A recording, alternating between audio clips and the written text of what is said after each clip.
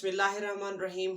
Welcome to my YouTube channel. आज हम chapter biotechnology का सेकंड लेक्चर डिस्कस करने जा रहे हैं, जिसमें हम डिस्कस करेंगे कि फर्मेंटेशन क्या होता है। ओके, और फर्मेंटेशन कैसे मतलब बायोटेक्नोलॉजी का भी रोल है और सेलुलर रिस्पिरेशन में भी इन्वॉल्व होता है। इससे पहले के तमाम लेक्चर्स मेरे यूट्यूब चैनल पे अवेलेबल हैं, और सिंध हो, पंजाब हो, फेडरल हो, कोई पीके हो, डजंट मैटर आप किसी भी बोर्ड से बिलोंग करते हो, मुझे पाकिस्तान के सारे स्टूडेंट्स इधर चाहिए। Got it. चलें, और असाइनमेंट्स चाहिए या कुछ क्वेश्चंस चाहिए या सेलो बेस्ड असाइनमेंट चाहिए, या इवन आप मेरा व्हाट्सएप चैनल भी ज्वाइन कर सकते हैं। ओके, कमेंट करें, मैं आपको लिंक सेंड कर दूंगा, छोटी सी बात है बस। तो चलें हम अपने टॉपिक को डिस्कस करते हैं। देखो, फर्मेंटेशन फर्मेंटेशन एक ऐसा प्रोसीजर है जिसमें ग्लूकोज की इनकम्प्लीट ऑक्सीडेशन होती है, मतलब ऑक्सीजन की गैर मौजूदगी में या ऑक्सीजन की कमी होती है, जिसकी बेस पे ग्लूकोज कंप्लीटली ब्रेक डाउन नहीं होता। ठीक है, कार्बन डाइऑक्साइड और वाटर में इन रिजल्ट वो किस में ब्रेक डाउन हो जाता है? पैरोविक एसिड में। ठीक है, और पैरोविक एसिड से फिर फर्दर प्रोडक्ट्स बनती हैं। इस चीज़ को हम नाम देते हैं फर्मेंटेशन का। देखो, फर्मेंटेशन का जो कंसेप्ट है वो लोएस पास्चर ने इंट्रोड्यूस करवाया था। ठीक है, और उसने ये कहा था कि ये जो फर्मेंटेशन है ये किसकी वजह से होता है? बैक्टीरिया की वजह से होता है, मैक्रो ऑर्गेनिज्म की वजह से होता है, जिसमें बैक्टीरिया और फंजाई इन्वॉल्व होती हैं। ओके, अब जो फर्मेंटेशन है, फर्मेंटेशन में ये चीज़ तो मैंने पहले बता दी है कि उसमें ग्लूकोज की ब्रेक डाउन होती है। ओके, अब इस टाइप के फर्मेंटेशन को हम नाम देते हैं कार्बोहाइड्रेटेड फर्मेंटेशन।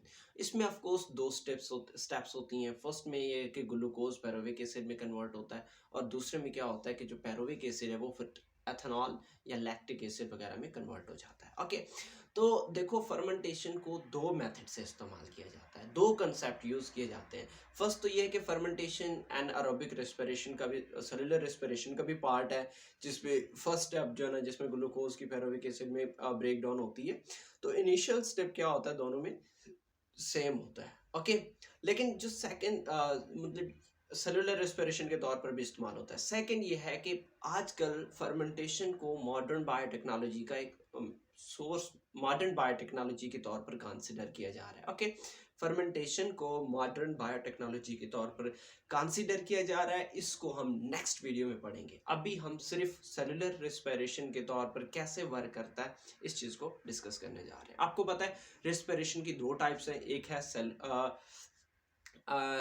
एरोबिक रेस्पिरेशन और दूसरा होता है एनारोबिक रेस्पिरेशन। एरोबिक रेस्पिरेशन में क्या होता है कि जो मॉलिक्यूल्स हैं, ठीक है, वो ऑक्सीजन की कंप्लीट मतलब ऑक्सीजन मौजूद होता है, ऑक्सीजन की मौजूदगी में ग्लूकोज, कार्बन डाइऑक्साइड और वाटर में टूट जाता है। लेकिन दूसरा होता है एनारोबिक रेस्पिरेशन, जिसमें ग्लूकोज कंप्लीटली ब्रेक डाउन नहीं होता, कार्बन डाइऑक्साइड और वाटर में उनका इंटरमीडिएट प्रोडक्ट बन जाता है, दैट इज पैरोविक एसिड। चलें इस चीज को डिस्कस करते हैं। देखो, फर्मेंटेशन की डेफिनेशन ऐसे है कि the process in which there is incomplete oxidation of glucose, कि इसमें ग्लूकोज की ऑक्सीडेशन कंप्लीटली नहीं होती है, इनकम्प्लीट ऑक्सीडेशन ऑफ ग्लूकोज होती है। ओके, अब नेक्स्ट क्या है कि डिस्कवर किसने किया था? लुईस पास्चर ने। और यही चीज मैंने पहले भी की बताई है कि उसने कहा था कि जितनी भी फर्मेंटेशन है वो माइक्रोबियल एक्टिविटी की वजह से होता है। ओके, अब fermentation is due to microbial activity.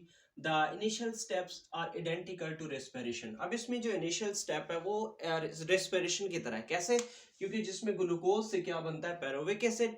Actually ये जो ग्लाइकोलाइसिस है, it is the first step of respiration. ठीक है, सेलुलर रेस्पिरेशन में भी यही होता है कि ग्लूकोज फर्स्ट पैरोविक एसिड में कन्वर्ट होता है। इस चीज को हम नाम देते हैं ग्लाइकोलाइसिस का।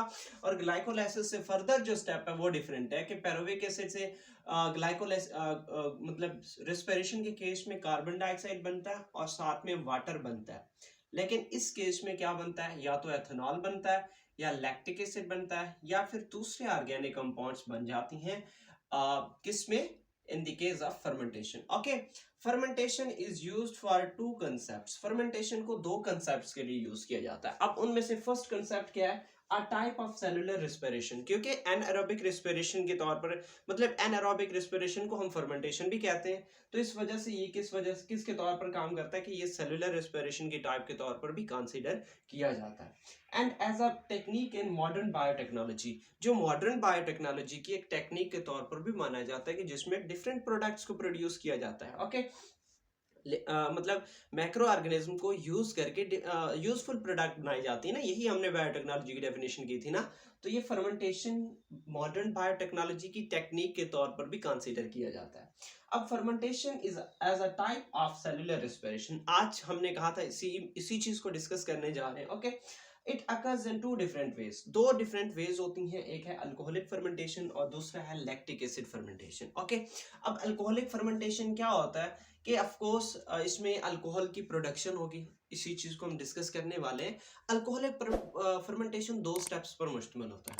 फर्स्ट क्या है कि glucose is broken down into the two molecules of pyruvic acid. ठीक है, कि जो ग्लूकोज है वो किस में टूट जाता है, पैरोविक एसिड में। ठीक है, ग्लूकोज 6 कार्बन कंपाउंड है, पैरोविक एसिड 3 कार्बन कंपाउंड है। तो first step glycolysis aerobic respiration में भी सेम है और एनएरोबिक रेस्पिरेशन में भी सेम है।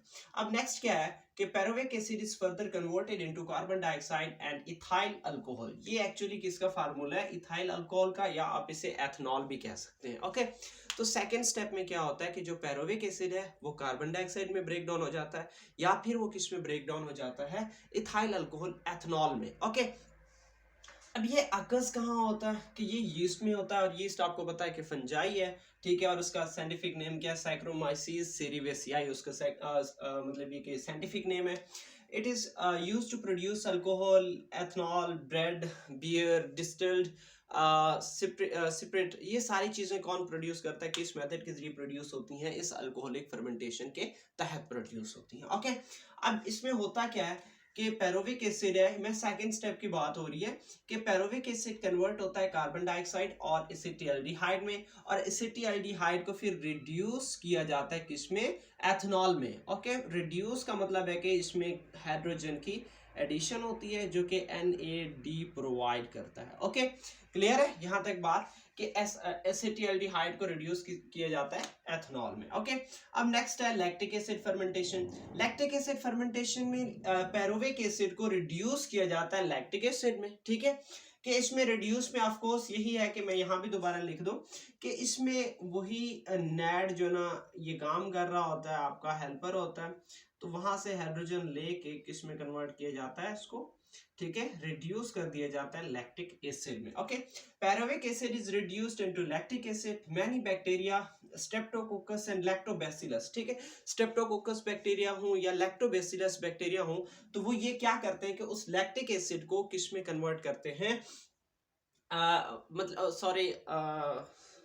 सॉरी ठीक है, कि वो क्या करते हैं कि उस पैरोविक एसिड को वो किस में कन्वर्ट कर देते हैं, पैरोविक एसिड को कन्वर्ट कर देते हैं लैक्टिक एसिड में। ओके, नेक्स्ट क्या चीज है कि ये किसके लिए इस्तेमाल होता है कि ये मिल्क को स्टोर करने के काम आता है, मतलब दूध से दही का बनना, और इसी तरीके से चीज वगैरह में यूज होता है। ओके, रिएक्शन क्या है कि पैरोविक एसिड कन्वर्ट किया जाता है लैक्टिक एसिड में, और इस दौरान थोड़ी सी एटीपी भी प्रोड्यूस होती है, 2 मॉलिक्यूल्स ऑफ एटीपी प्रोड्यूस होते हैं। इससे और चीज में आप लोगों को एक एग्जांपल दूं कि देखो भाई, ये जो लैक्टिक एसिड फर्मेंटेशन है, जब आप हार्ड एक्सरसाइज करते हैं, पहली दफा एक्सरसाइज करते हैं, तो आपके मसल 3-4 दिन तक दर्द करते हैं। ऐसे होता है कि नहीं होता, होता है। क्यों होता है, एक्चुअली हमारे मसल्स को ऑक्सीजन की कमी होती है, और उस ऑक्सीजन की कमी की बेस पे वो लैक्टिक एसिड फर्मेंटेशन स्टार्ट कर देते हैं। जैसे लैक्टिक एसिड की फर्मेंटेशन, मतलब लैक्टिक एसिड फर्मेंटेशन होती है, तो उस दौरान हमारे सेल्स एनएरोबिकली एनर्जी प्रोड्यूस करते हैं। ठीक है, अब एनर्जी